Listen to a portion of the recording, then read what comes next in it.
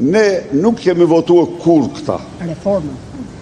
Këta nuk kemi votuar. Unë po bëj fjalë për persona, sepse këtu, me qenë se doni, absolutisht ka njerëz të ndershëm, ka njerëz punëtor, njerëz që kanë dëshirë të bëjnë ligjin.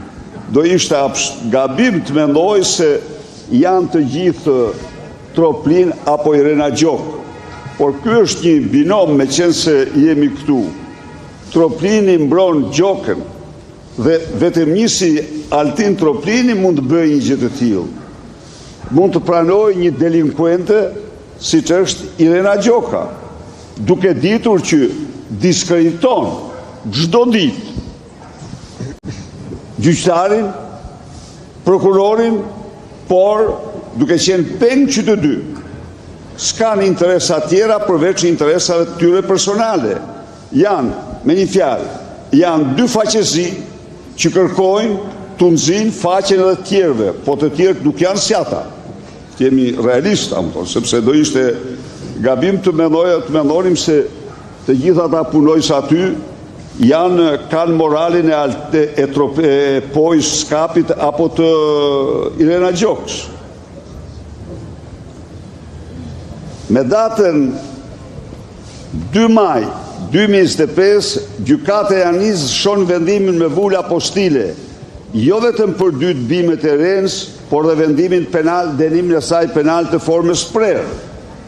Me datën 5 maj 2025, paraqita para jush këtu vendimin me vula apostile para dyrëve të Skapit.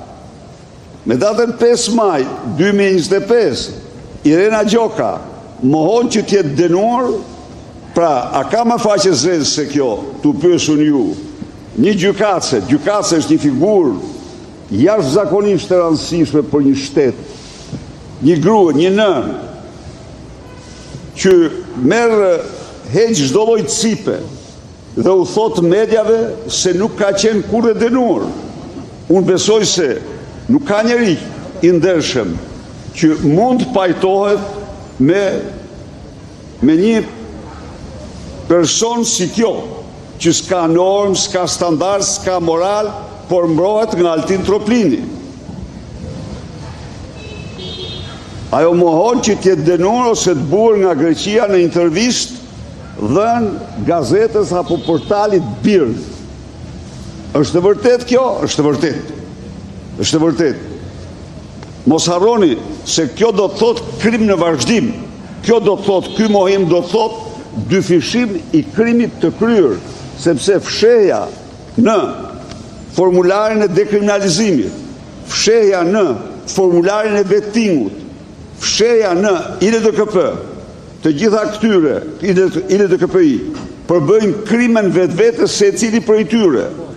Pardjes, siç e dëgjuat, një ministër i qeverisë rumune, vëllëtar i Bashkimit Evropian, dha dorëheqjen vetëm e vetëm se nuk kishte pasqyruar një ndodhi të tij në formularin e deklarimeve në ILDKP-i. Por, natyrisht, ai është një ministër, njëri i qytetëruar, që merr përgjegjësi për gabimin apo fajin që ka kryer, kurse këtu kemi të bëjmë me kriminal që fshihen para krimeve të tyre dhe mbrohen nga njeriu që paguhet, për të mbrojtur qytetarë të tjerë nga krimet dhe nga krimi. Pra, nga prokuror Altin Troplini është ndruar në avokatin e shpërftyruar të Irenës me 5 mbiemra. Me 6 maj 2025 del prokura e vitit 2023, që Irena, pra një ditë pasi kishte mohuar, një ditë pasi kishte thënë që s'kam qenë kurrë dënuar, doli prokura, të cilën Irena me shumë mbiemra e kishte lëshuar për noterin në Fier për të marrë avokat që të kundërshtonte vendimin e dëbimit nga Greqia. Pra, bie tërësisht alibia se nuk kishte djeni.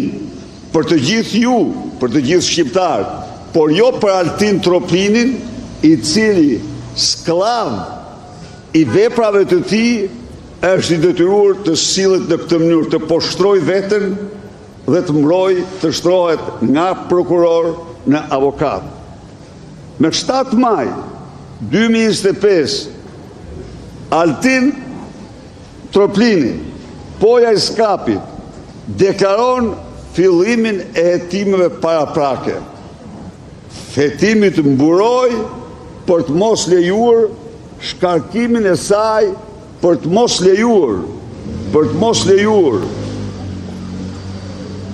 veprimet administrative ndaj saj, mbasi thot unë po e hetoj këtë.